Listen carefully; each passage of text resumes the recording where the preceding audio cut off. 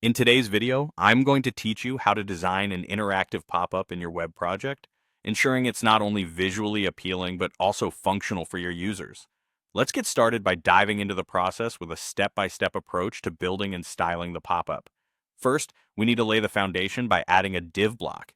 Head over to the Add Elements tab in your design tool and drag a div block onto the canvas. This will serve as the container for your pop-up, so let's go ahead and name it Pop-up Wrapper. In the Style panel, switch to the Layout section and make sure the display is set to None. This is crucial, as it ensures your pop-up doesn't appear on the page until you're ready for it to show. Now, to keep our pop-up on top of everything else, we'll adjust its position to Fixed, which anchors it firmly in place, regardless of scrolling. Also, elevate its presence with a high Z-index.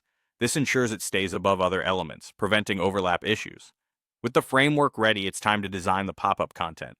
Inside the pop-up wrapper, drag in various elements like text, images, and buttons. These will form the core of your pop-up information.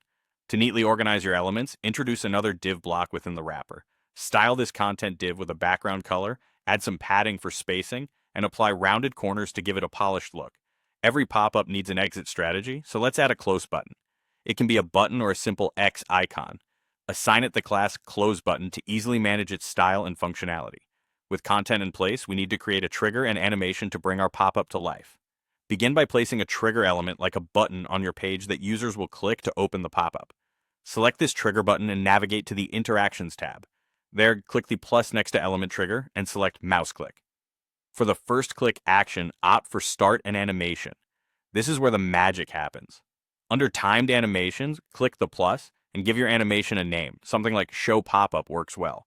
In the animation timeline, you'll select the pop-up wrapper and set actions to change its display from None to Block. You might also want to add a fade-in effect for a smooth appearance. Finally, let's cover how to close the pop-up.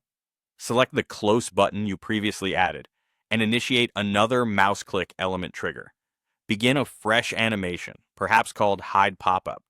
This time in the Hide Pop-up animation timeline, focus on the pop-up wrapper.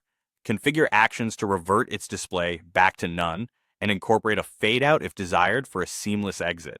Additionally, for enhanced user experience, add an interaction to the pop-up wrapper itself.